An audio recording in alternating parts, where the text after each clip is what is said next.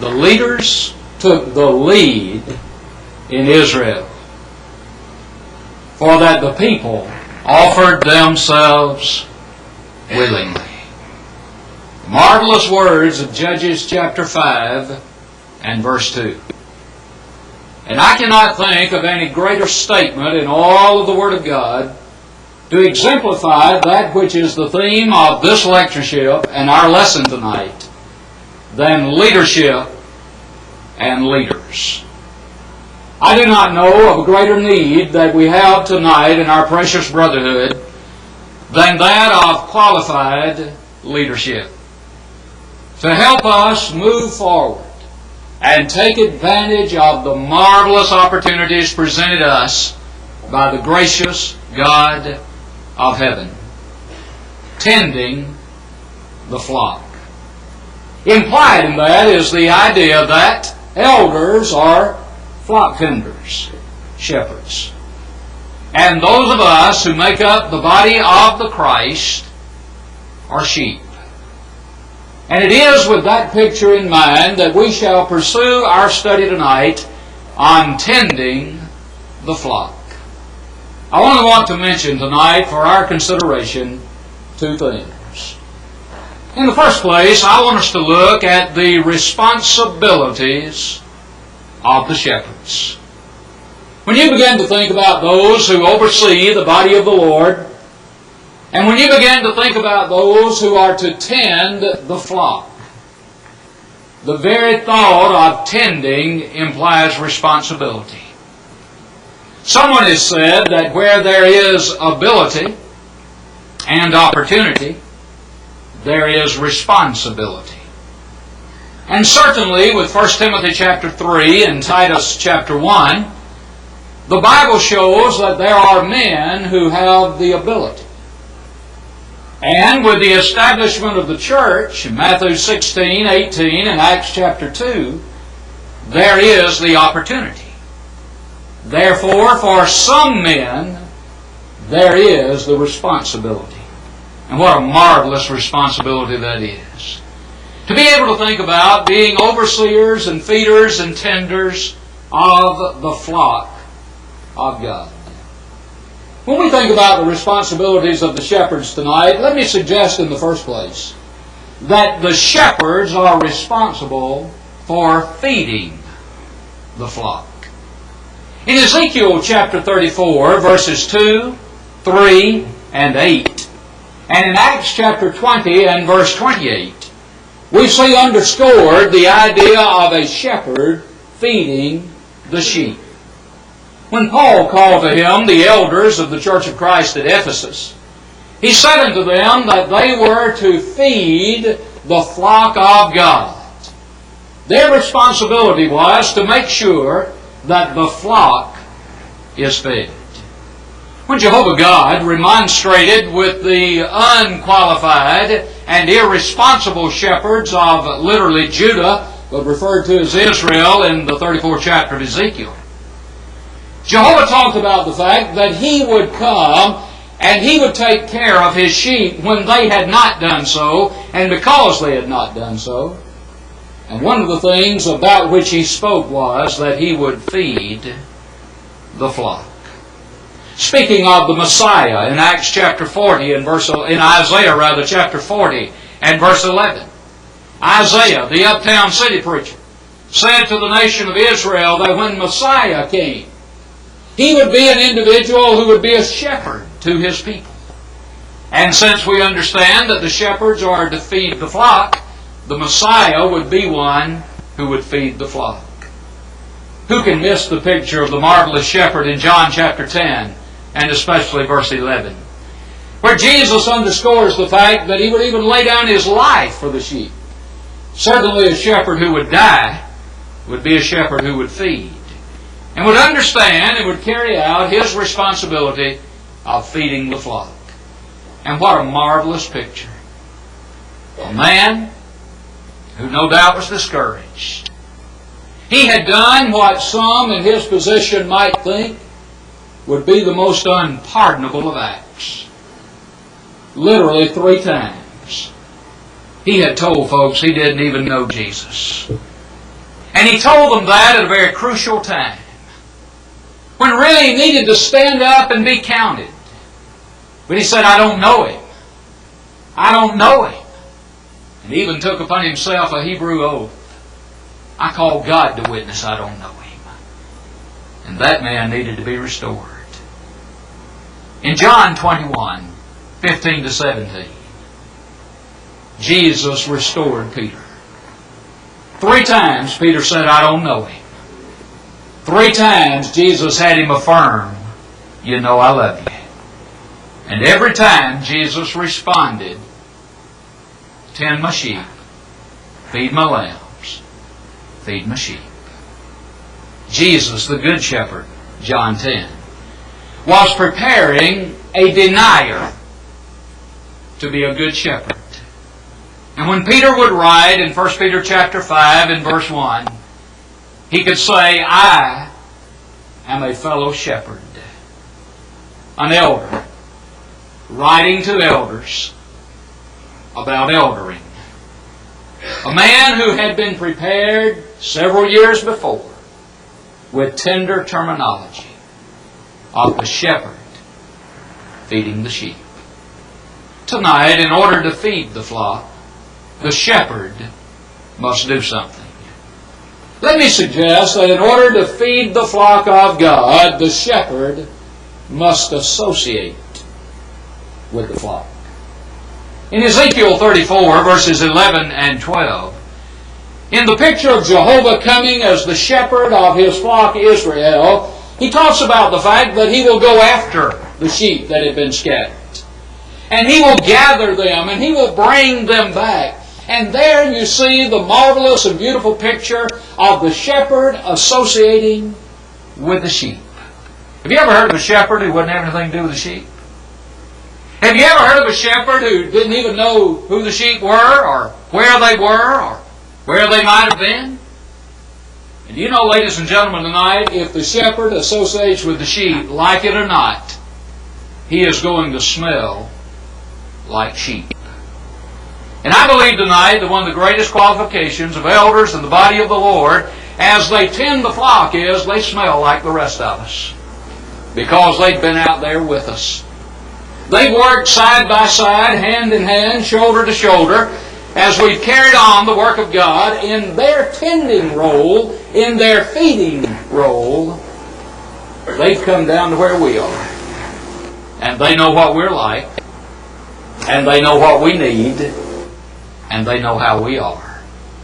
And when they offer the food, we're more ready to take it. Because we know they know us. The only way elders can feed the flock is to be among them.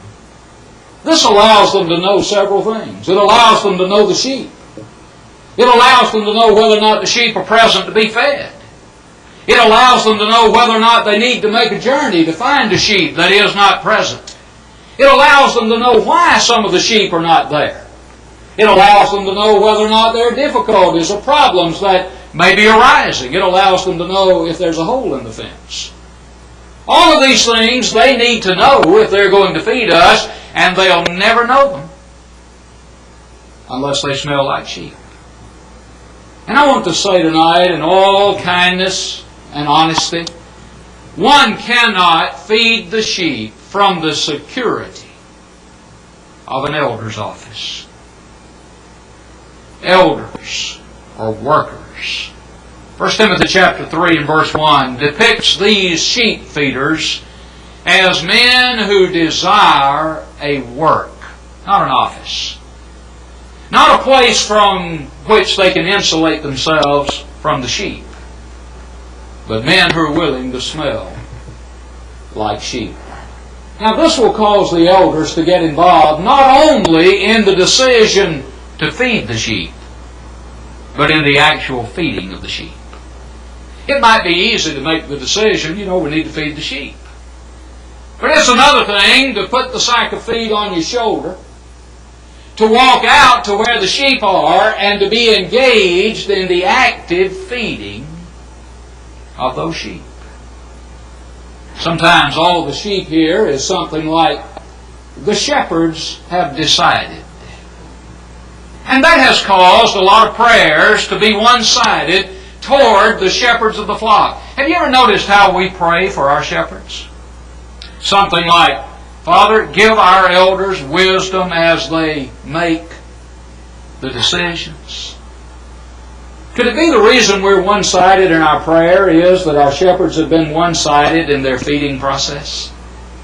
That all we've seen and all we've heard and that about which we know is that they decide to feed the sheep. But what a beautiful picture when they bring their decision into fruition by actually feeding the sheep. How marvelous it is to sit at the feet of a shepherd who knows the book. And he's able to open the feed, if you please, and feed the flock. And so in order for the shepherd to feed the flock, he's going to have to associate with them. And then in order for the shepherd to feed the flock, the shepherd must know the food. Those of you who grew up on the farm or know anything about agriculture know you wouldn't necessarily feed sheep the same food you'd feed the cows or the hogs or the chickens. But if you don't know the food, how would you know the difference? And so if the shepherd is going to be able to tend the flock of God, and as the shepherd to feed the flock of God, then he's going to have to know the food. Isn't that what Paul said in Titus 1:9? That in order to be able to encourage and convict, the shepherds had to know the Word of God. Tonight, shepherds need to know the food. In Ezekiel 34 and verse 14, when Jehovah was talking about feeding His sheep that had been so neglected by those errant shepherds of Judah, He said the sheep need to be fed with good pasture. Now that implies that there's such a thing as bad pasture. And the shepherd would have to know the difference, or the sheep are going to suffer. In 1 Peter chapter 2 and verse 2, Peter said that there were some who should desire the sincere milk of the Word. That, said he, the idea in order that ye may grow thereby unto salvation. That tells me that if the shepherd is going to feed the sheep, he needs to know which sheep need milk. And he needs to know what milk is. And he needs to be involved in taking the milk of the food, the Word of God, and administering it to those who need that milk at that time in their development in order to be able to grow and to mature. But in Hebrews 5:14, the Hebrews writer said some of the sheep need solid food. That means they've moved beyond the milk and now they're able to eat that which is considered to be solid, and the Hebrews writer said those are mature men. They're full-grown individuals. And you don't keep on feeding them on the milk. But the shepherd has to know what solid food is.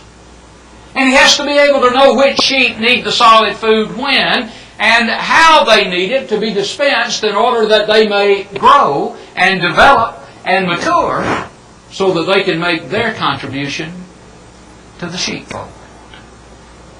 Milk on the one hand, solid food on the other, good pasture on the one hand, bad pasture on the other, and the shepherd has to discern between that, has to know when to feed what, and has to know which sheep get what food.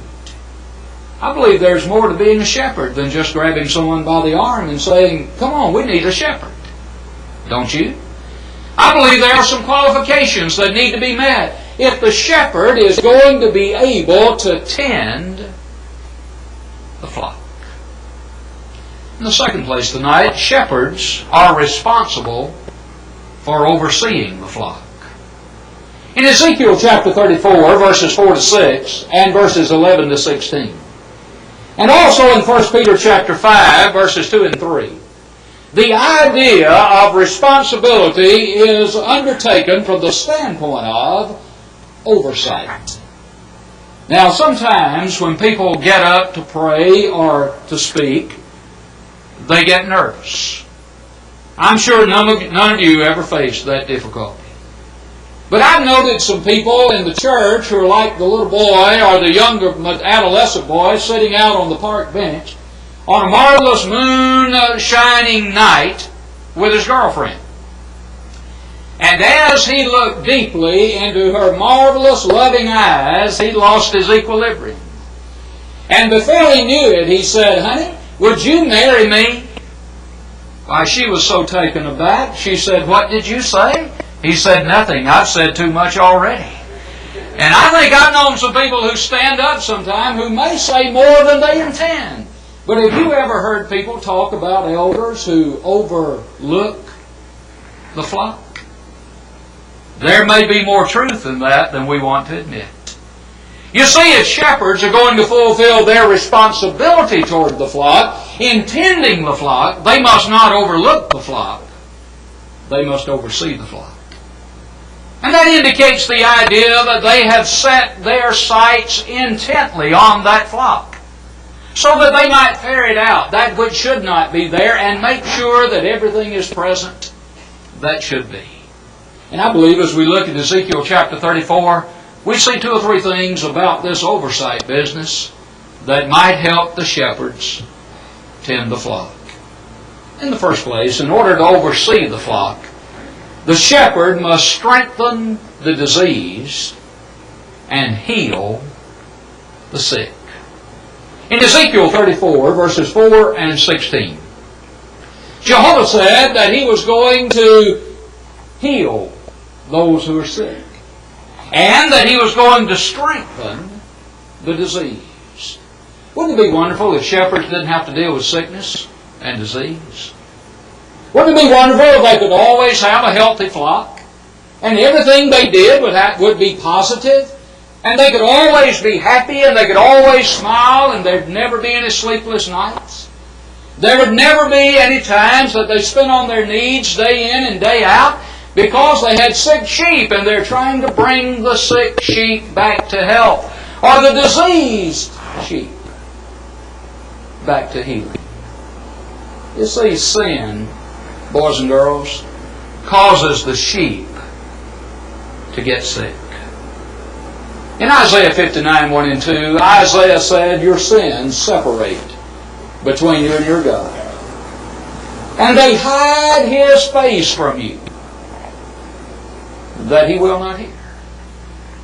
And in 1 Corinthians chapter 11 and verse 30, in talking about the dissension and the division that so plagued the Corinthian church, Paul said there were some people there who were sickly, and the thing that had made them sick was sin.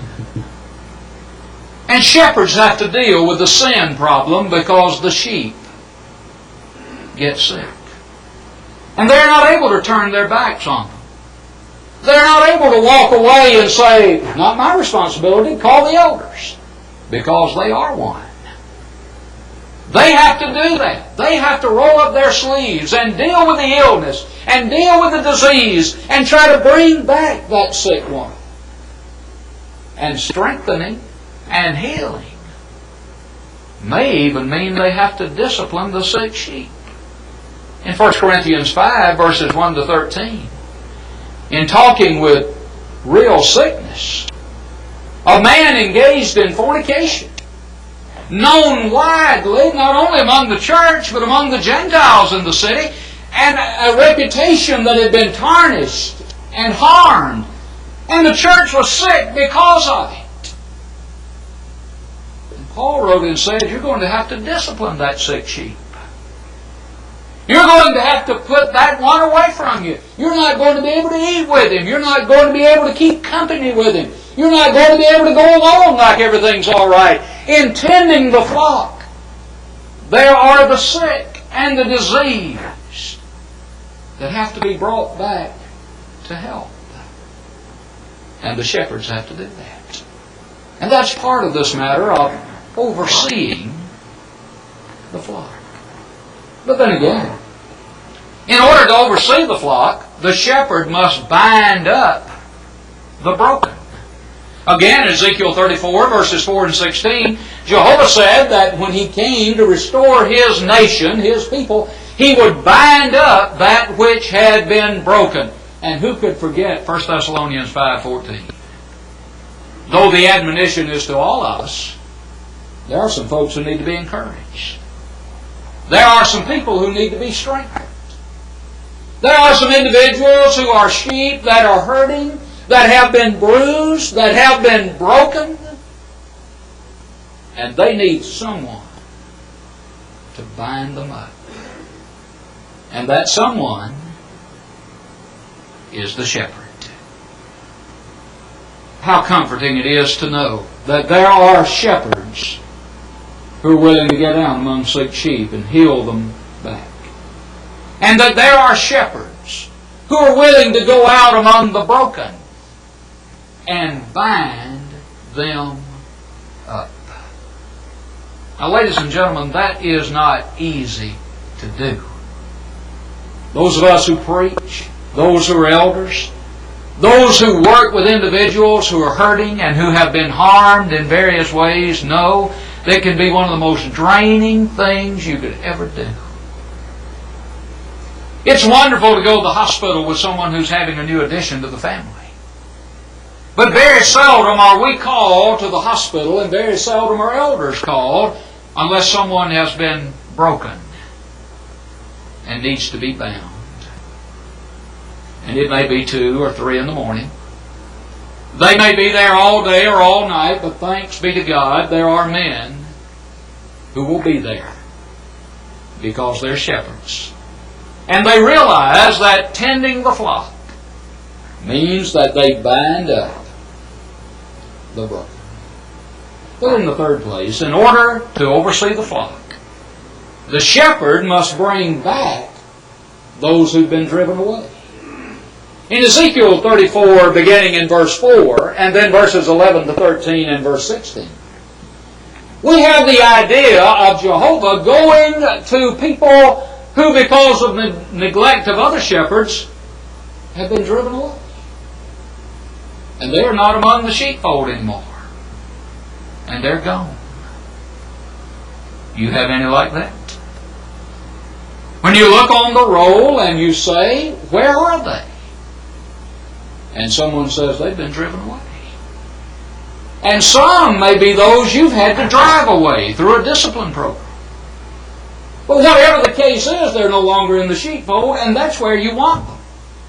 The purpose of the discipline was to get them to come back into the sheepfold. And those who've gone away aren't just forgotten and dismissed and looked on as though they don't exist and are not important. Oh no! The shepherd goes out and he finds that one that is missing, if he possibly can, those who've been driven away, and he brings that one back.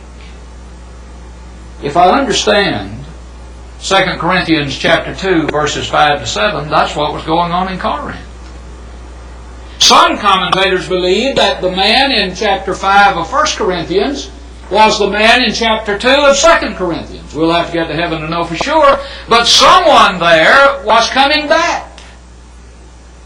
And those in Corinth were told, now you receive him back and you forgive him. If you don't, Satan's going to overreach him.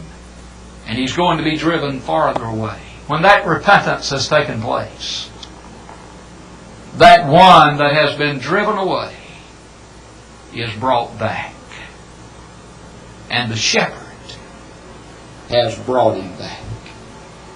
In Galatians 6 and 1, Paul said, if a man be overtaken in any trespass, ye which are spiritual, restore such an one in the spirit of gentleness, taking heed to thyself, lest thou also be tempted.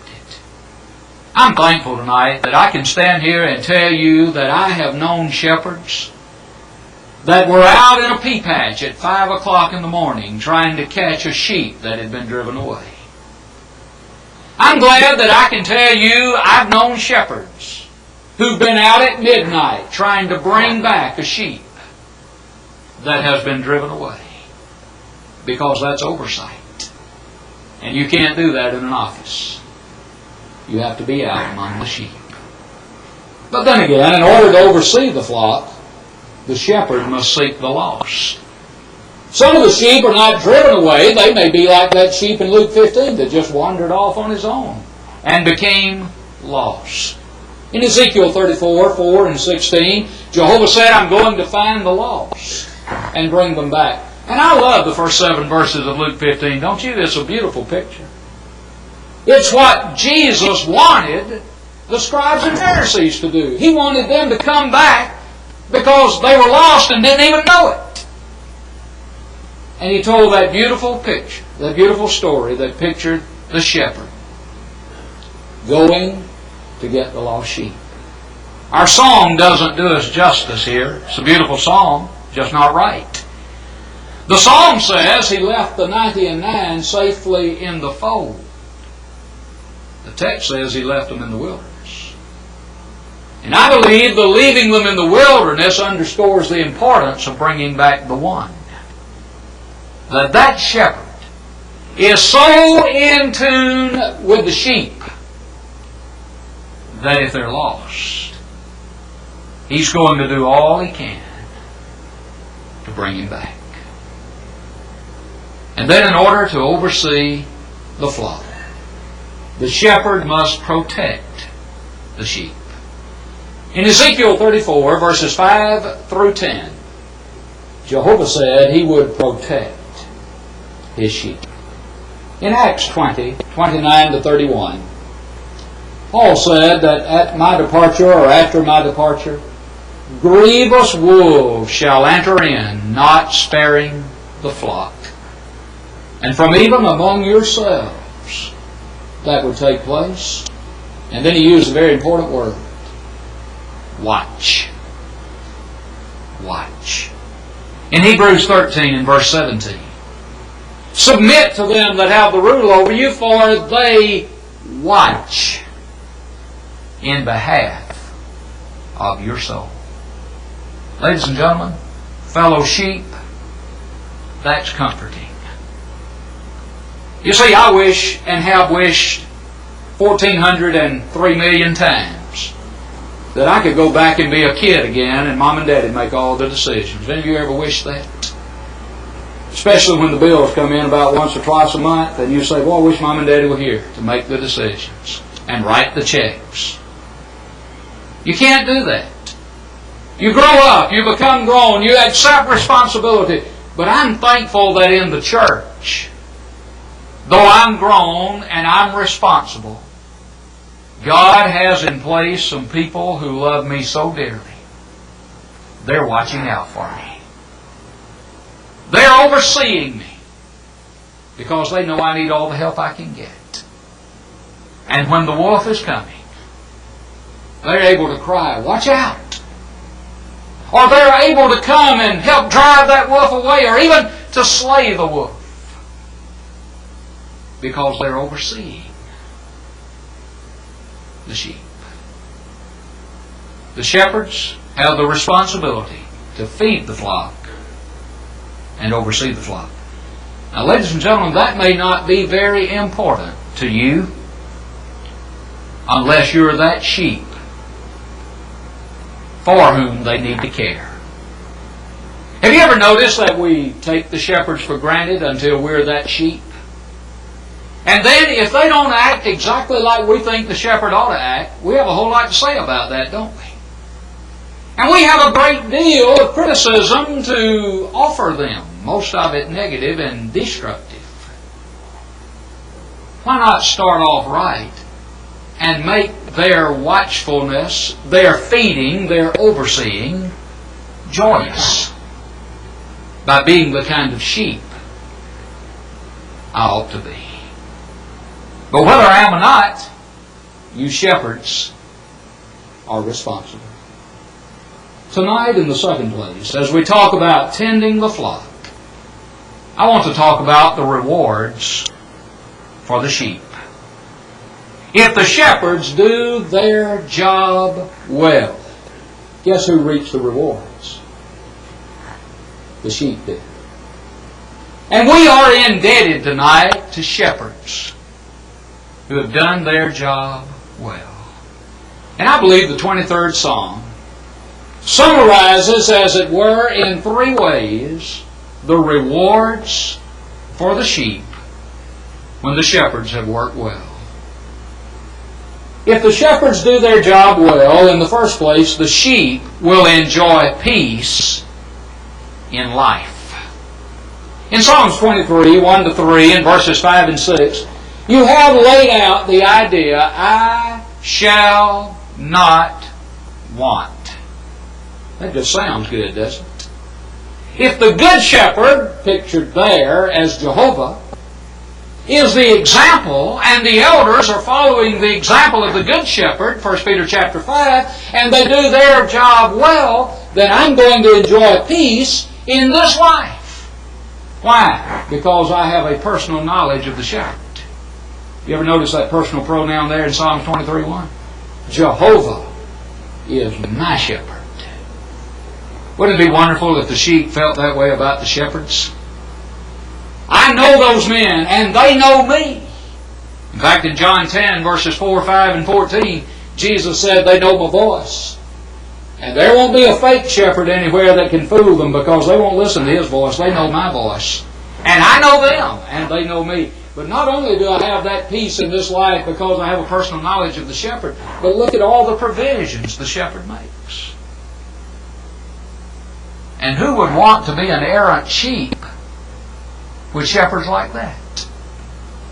In the second place, when the shepherds do their jobs really well, the sheep enjoy peace in death.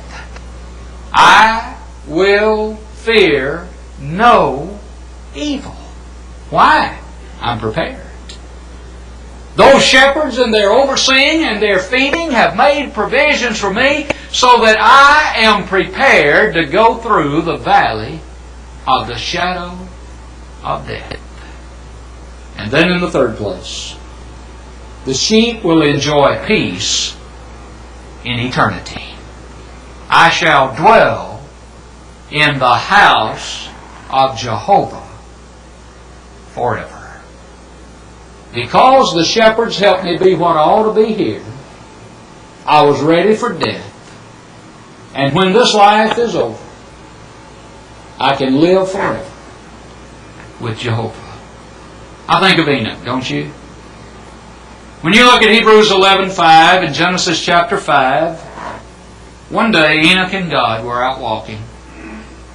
And someone said at the close of the day they were so much nearer God's home than Enoch's that Enoch just went on home with God.